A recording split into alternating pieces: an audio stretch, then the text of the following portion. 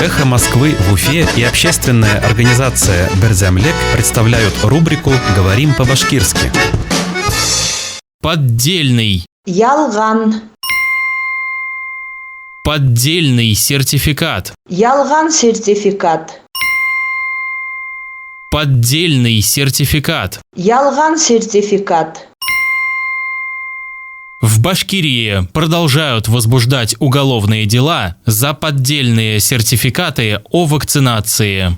Башкортостанда вакцинация турасында ялган сертификат эшләткән өчен енәят эшләре асуды дәвам итәләр. В Башкирии продолжают возбуждать уголовные дела за поддельные сертификаты о вакцинации. Башкортостанда вакцинация турасында ялган сертификат эшләткән өчен енәят эшләре асуды дәвам итәләр. «Эхо Москвы» в Уфе и общественная организация «Берзямлек» представляют рубрику «Говорим по-башкирски».